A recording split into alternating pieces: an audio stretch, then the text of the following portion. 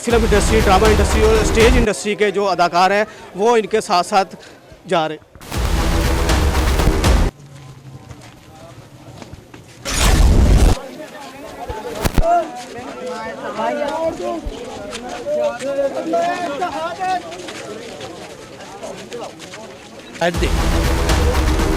कहते बहुत से हाइट्स वाले आए, लेकिन कोडू एक ही आया और ऐसा छाया कि वो अभी तक लोगों की जुबान पे है। सर पता क्या है, बाद में ये हुआ है कि आम के पौधे पे खरबूजे लग गए ना।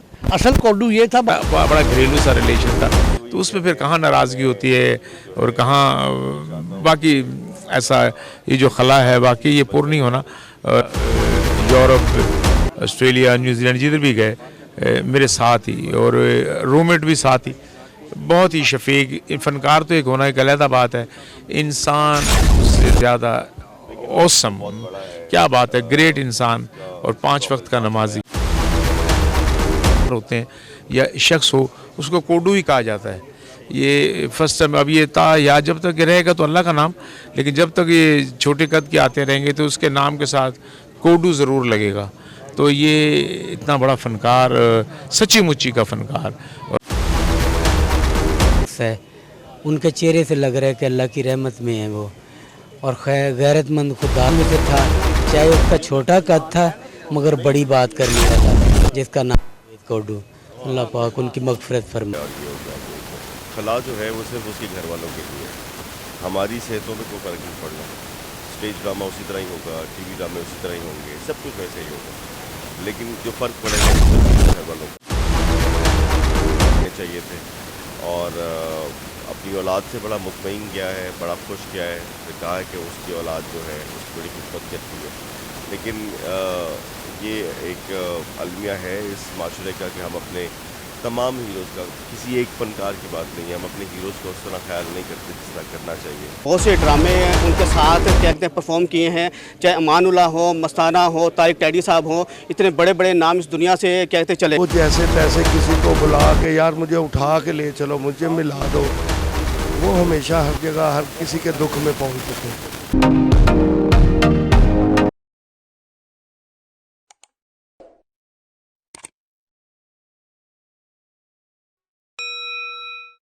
अस्सलाम वालेकुम नाज़रीन, मैं हूं आपका मेज़बान शाहिद खान और आप देख रहे हैं DSP news. Stage industry, drama industry और फिल्म इंडस्ट्री का एक नामवर अदाकार जावेद कोडू कलील अलालत के बाद इस दुनिया फ़ानी से रुखसत हो चुके हैं।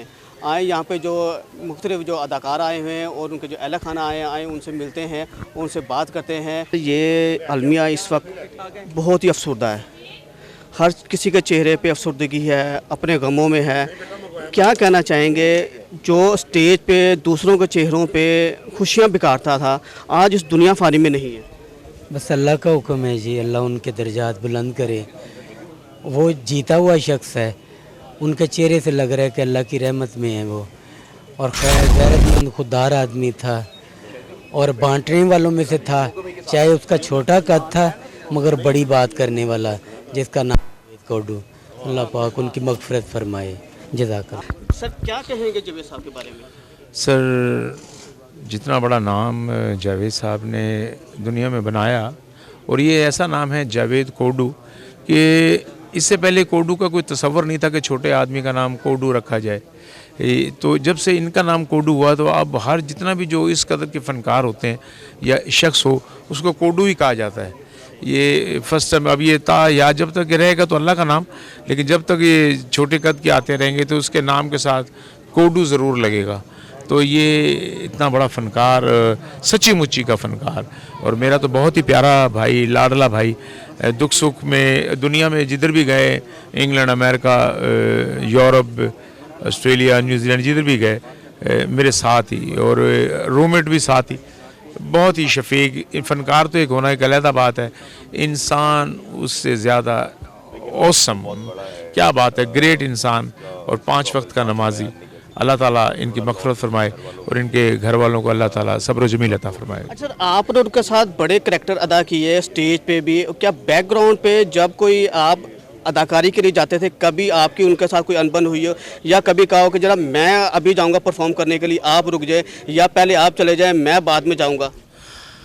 नहीं, स्टेज पर बड़ा कुछ हो जाता है, लेकिन है ना कभी अनबन नहीं हुई वो। और हम दोनों का ना ऐसा प्यार मोहब्बत था, ऐसा दोस्ताना माहौल था कि हम एक दूसरे से ना हम बात तो नहीं कहनी चाहिए कि वो तो उससे भी बात करते थे वो। फिर मैं घर में जब भी उसने आना तो मेरे बच्चों से कहना, मेरी बेगम से कहना कि भाई तुम्हें कुछ कहता तो नहीं, अगर कोई ऐसी बात कहे तो मुझे बताना। मुझे तो हमारा बड़ा घरेलू सा रिलेशन था, तो उसमें फिर कहाँ नाराज़गी होती है और कहाँ बाकी ऐसा ये जो खला है बाकी ये पूर्ण नहीं होना। और बड़ा ग्रेट इंसान के इतने से कद के साथ जिस तरह उन्होंने बीमारी के साथ फाइट की है। कम लोग होते हैं कि ज़रा सी कोई प्रॉब्लम हो तो वो अपना सब कुछ छोड़ जाते हैं, अपने आप को ही भूल जाते हैं कि पता नहीं मेरे साथ अब क्या होगा। लेकिन उन्होंने इतना कुछ होने के बावजूद भी अगर आधा उनका धड़ भी काम नहीं कर रहा था तो फिर भी वो किसी के कंधे पे बैठ के भी वो जा रहे हैं, काम कर रहे हैं। अभी पिछले दिनों भी वो एक चैनल पे बैठ के इंटरव्यू भी दे रहे थे, उससे पहले एक और चैनल पे भी, यानी कि काम करते हुए वो दुनिया से गए हैं। अच्छा, जब आपको ये खबर मिली कि जावेद कोडू इस दुनिया से रुखसत हो गए, सबसे पहले आपके माइंड में क्या ख्याल आया? कौन सी ऐसी बात या कौन सा ऐसा उनका करैक्टर आपके माइंड में आया? सर माइंड तो ये है कि जब मेरे बेटे ने मुझे, सबसे पहले बड़ा बेटा मेरा अहमद, उसने खबर दी ना, तो मेरे पाँव के नीचे से ज़मीन जैसे निकलती है कि जैसे मेरे घर का फ़र्द गया है। उसमें मेरी बेगम, मेरे बच्चे सब शामिल थे।